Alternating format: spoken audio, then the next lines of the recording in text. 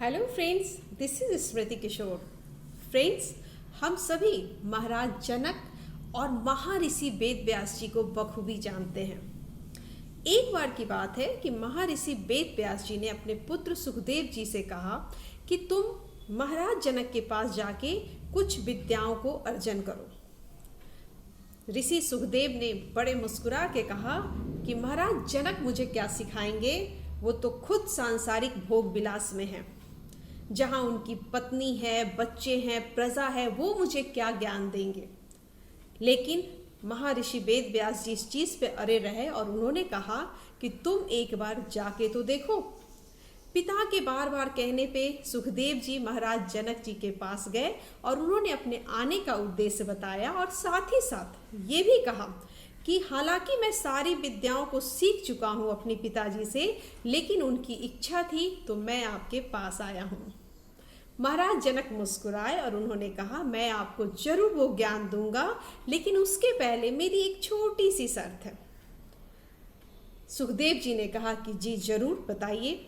महाराज जनक ने कहा कि मेरे पूरे महल में 1000 कमरे हैं, जहां आपको हर कमरे की बारीकियां देख के आनी है।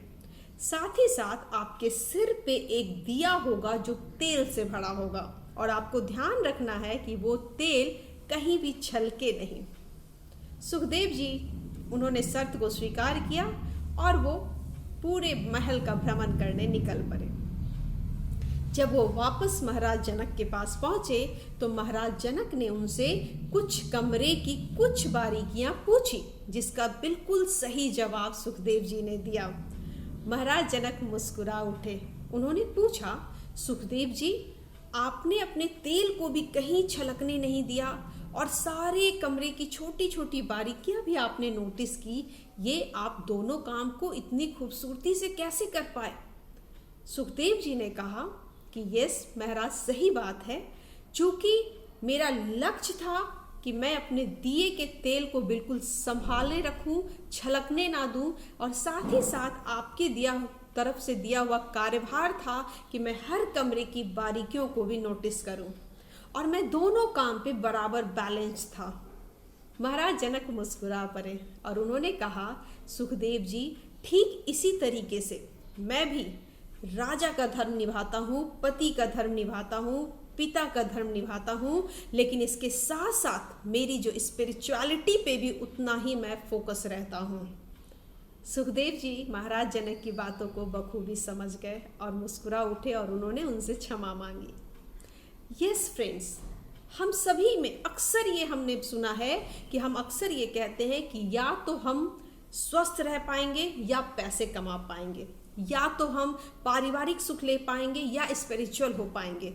लेकिन वाकई में अगर देखा जाए तो हम अगर चाहें तो हम अपने स्वास्थ्य का भी ख्याल रख सकते हैं, अपने संबंधों का भी ख्याल रख सकते हैं, अपने स्पिरिचुअलिटी का भी ख्याल रख सकते हैं और अपने करियर का भी ख्याल रख सकते हैं।